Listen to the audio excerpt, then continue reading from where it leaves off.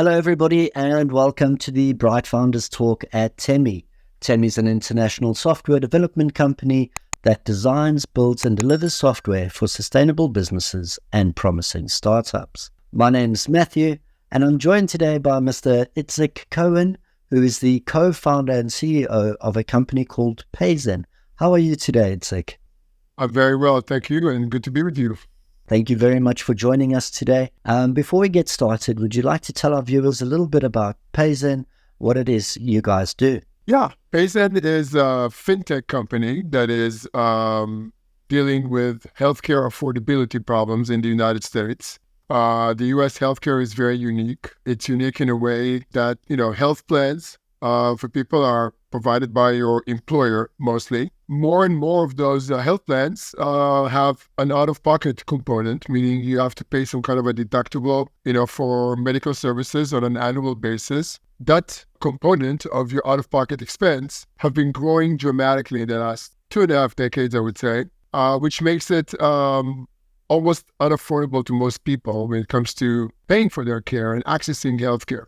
Even if they have insurance, even if they have a job. Essentially, the average family in the United States is paying around a $4,000 annual out-of-pocket expense. What PayZen is there to do is solve those affordability problems using fintech approaches and technology rather than rely on manual processes, rely on very aggressive collections strategies that medical providers have been using in the past. So we're helping both patients. Obviously, that's our main concern, but we're very helpful to providers to increase their payment adherence by patients by offering proactively better products that allow people to pay for their medical bills in a better way, more sustainable way.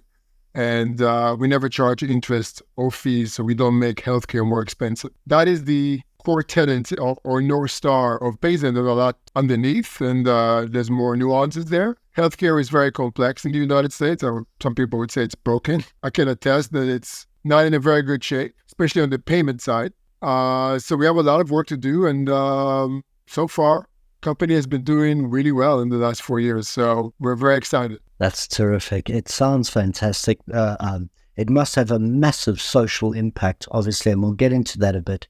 But tell me, where was it born? How did PayZen come about? It's a really great story, Matt.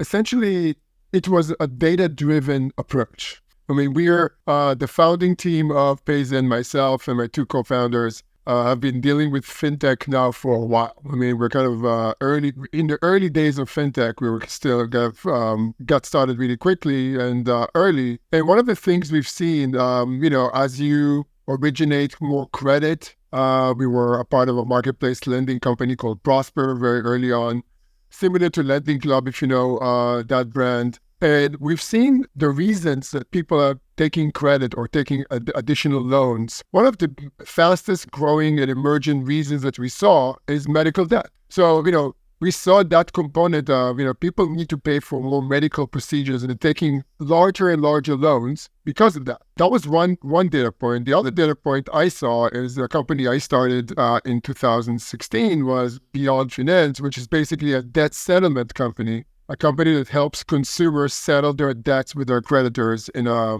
kind of negotiated way, kind of negotiated settlement. We try to automate that process. But again, towards the end of my time at Beyond Finance, I saw that from the debt that was enrolled in the programs, the fastest growing type of debt was medical debt. It was growing faster than credit cards, faster than loans, faster than anything else we've seen. So, all of these data points led us to believe there's some problem here that is not being addressed.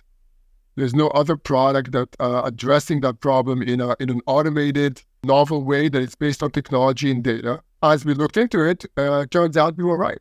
Nobody was doing it in kind of the most efficient way, and a product that is good based for patients and for medical providers and being fair.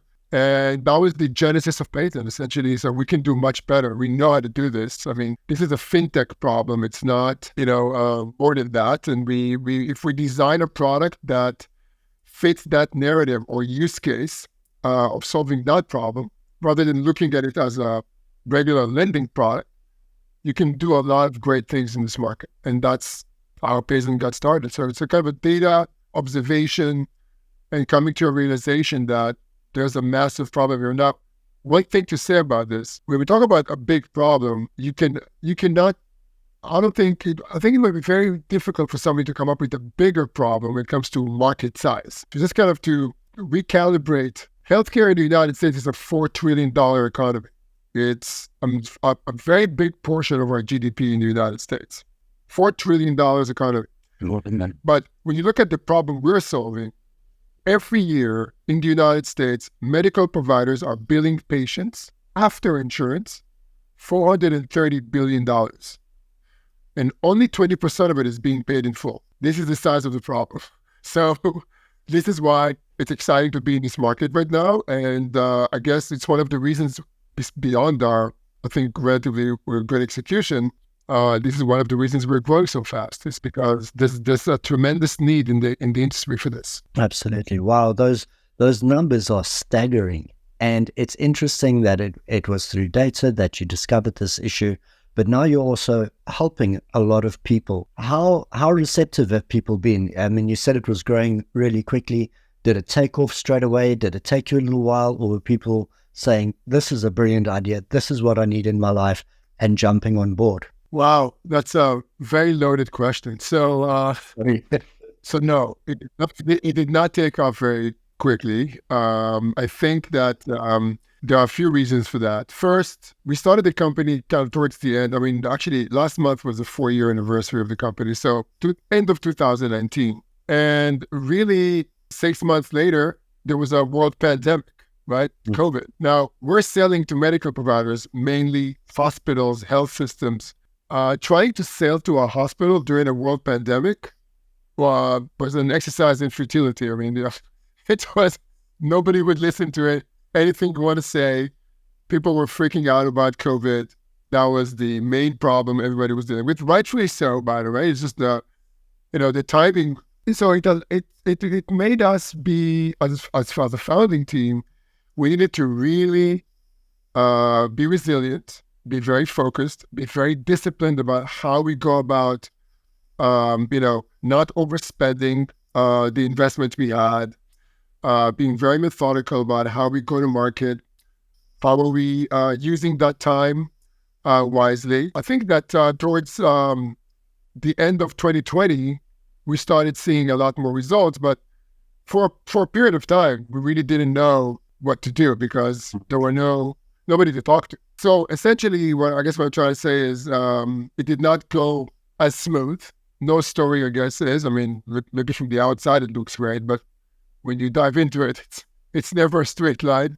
And the other thing I would say is that we learned a lot from 2 very strategic customers that taught us a lot. They were very interested in what we had to say.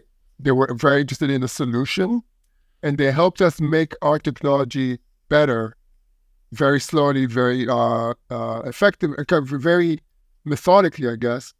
Without those 2 early customers really showing us their problems and being innovative with us, we could not have built a product so well, so custom for the problem. Remember, we did not come from healthcare. We came from fintech.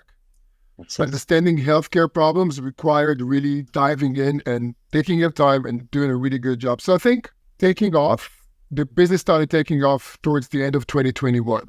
And since then, we were doing 10x that year, but then we're doing 4x every year since, and expecting to do another 4x next year. So wow, we're growing very, very fast and some pretty large numbers.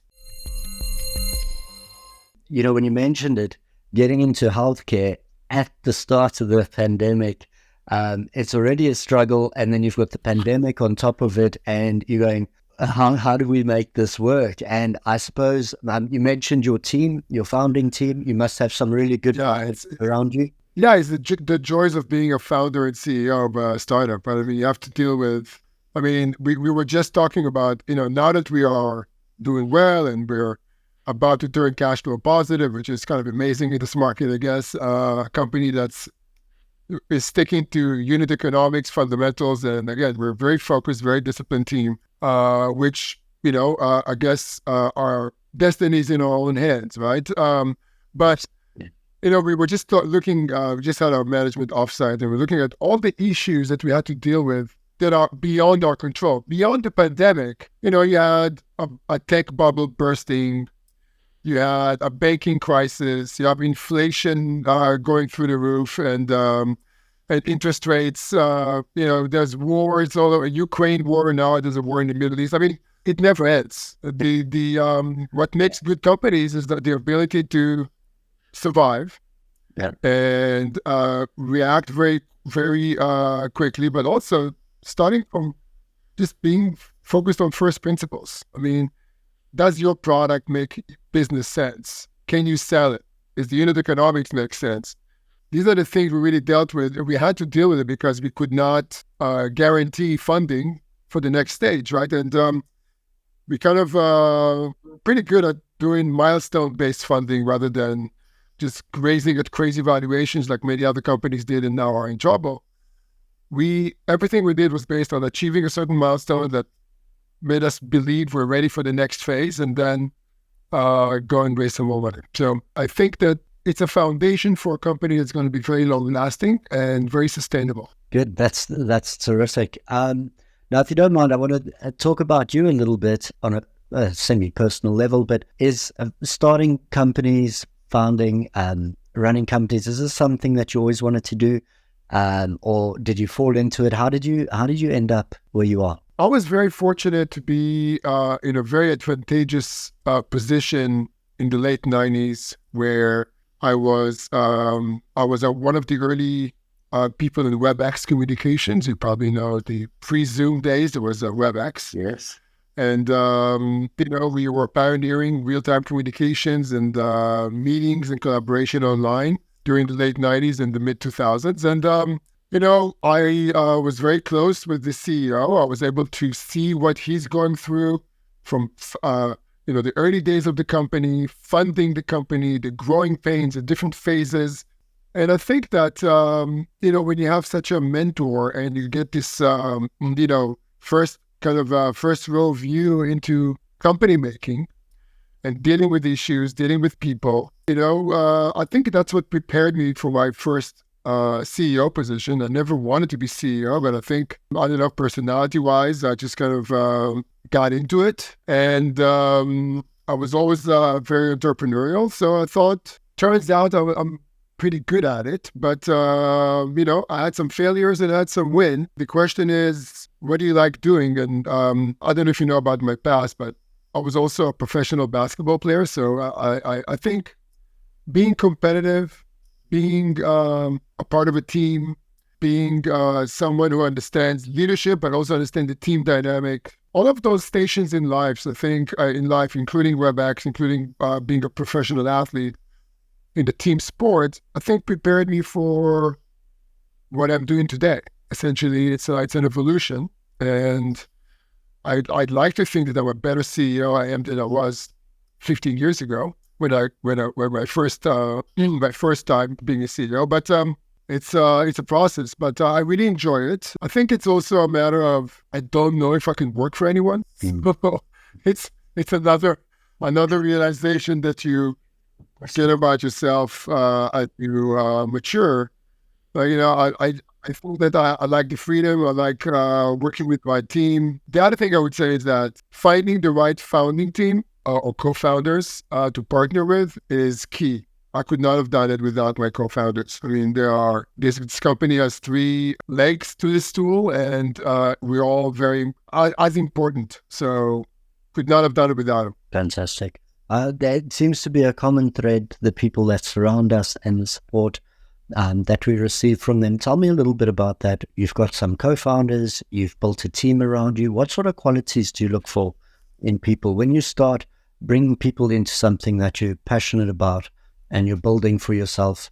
What do you look for? What is important? So when we started the company, we're still maintaining that very, very strong line. We made a decision. We're going to hire only the best people. We have a very strict no jerk policy. I mean, but in order to get the team right, the other thing we added, and once we realized how important what we do is, I mean, if you think about it, we're allowing people to have more access to healthcare.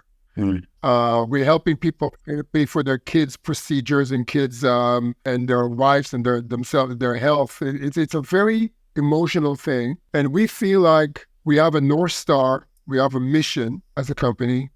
And the first thing we have to check with people is not their talents. And of course, they have to have some kind of a fit from a CV and experience perspective, but we check their cultural and when it comes to mission fit, how well will they fit in the team that is obsessed about solving a problem, and how bought are they into the mission?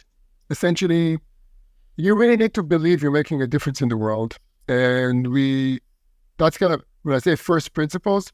We only hire people that this is a very important topic for them in their lives.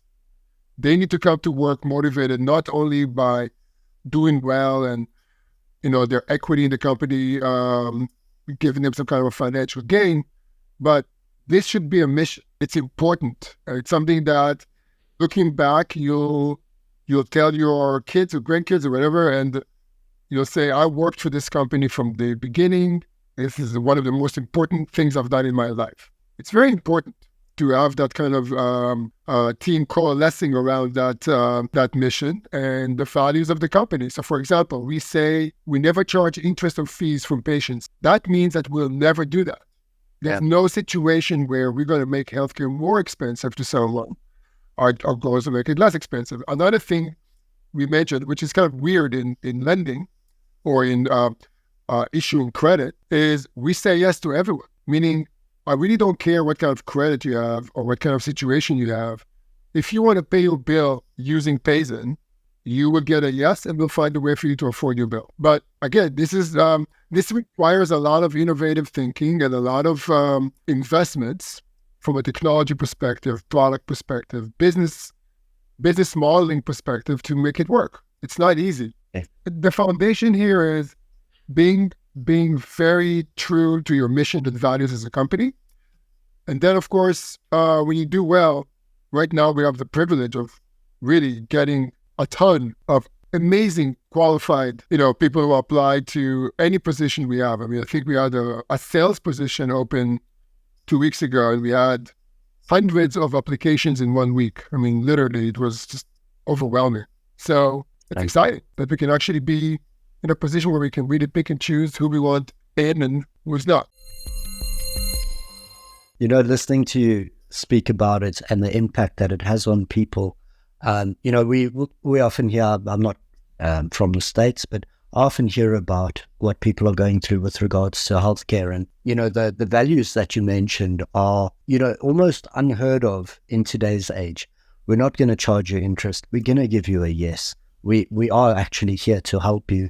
And I really hope that the word gets out and keeps spreading, and that you are able to assist more and more people with this. And I think it's great what you're doing. Let's talk a little bit, if you don't mind, about the future. If you look out, what are your prospects? What do you envision for the years to come? So as I hinted a little earlier, we're building a long-lasting company and a long-lasting business that hopefully will be around in the next few decades, and will maintain the same mission and values. With that in mind, there are clear paths to get there. Well, as a company that's growing so fast with such an attractive business case, and again, there are a lot of avenues for us to grow. Going public is one, just staying private and running a great business is another one. This is just a business description of the future. I think that from a product perspective, healthcare is a massive market in the United States. And as I mentioned before, it's pretty broken, especially when it comes to payments, affordability, and access. So we think that our ability or the opportunity is for us to expand the solution sets that we have to address more use cases. I'll give you an example. Right now, like I mentioned, there's about $430 billion that are being billed to patients after insurance. 80 billion, 20% about are being paid in full. Everybody else needs some kind of help. So around $370 billion that are left that are problematic. We feel like we're addressing about 20% of people who want to pay, but needs help breaking their their bill into multiple payments over time. So that's about $80 billion in addition that we're adding to the equation of being paid, which is great. It's an added value for the patient and for the provider. But there's a lot more wallet share here that is not being addressed, right? Some of it is something that's called charity care. Charity care are people who are just poor and they're meeting some kind of financial assistance criteria. They will get help, but that help right now in the providers is very manual. There's a lot of forms to fill. There's a lot of administrative work that is very costly, error-prone. PayZen is interested in automating this whole thing and bringing that into the 21st century as well, with automatic underwriting, automating the whole financial assistance market in a way, as an expansion of what we're doing right now, because again, that is also addressing affordability. That is also addressing access to healthcare, right? You don't have to lend, or you don't have to give a payment plan to everybody. I mean, the problems are vary, and they need a specific solution. Our ability is to determine who needs what solution and when. And it's based on data and based on technology. And if we can automate more and more of that wallet share, we will do our job. This is why we call it an operating system for healthcare affordability rather than just one solution. You cannot solve the whole problem with one solution, or you have to have a variety of solutions that fits different use cases. It sounds like there's a lot going on there. And like you said earlier, you've got a lot of good people around you to help solve these issues and to give people a fair chance. So I'm going to let you get back to saving everybody. And before I do, I just want to ask you, is there anything you'd like to tell our viewers before we say goodbye? Any message you'd like to give, or where they can contact you or find more information? Well, first of all, people can contact me. I'm on LinkedIn, and if you look at PayZen or my name, you'll find me. People who feel like our mission resonates with them and they have good skill sets that they can add to our team, are more than welcome to contact us. People who believe that this is an important enough mission to be a part of. Again, we're growing, so go ahead and give us a shout. And you can find a lot more information about PayZen on our website. There are a lot of use cases, a lot of information that describes the problem and how we're solving it. So I encourage everybody to look into it. It's a major problem in the US, and we're really the first ones who are really addressing that holistically, but it's an exciting market to be in. So people can contact me if they wish to talk about anything. So it's fine. I'm available. Oh, that's wonderful. Itzik, I just want to say thank you from us, and it's been an absolute pleasure talking to you. Thank you for sharing your insights and your journey with us, and we wish you all the best for the future. Thank you, Matt. I really enjoyed the conversation with you.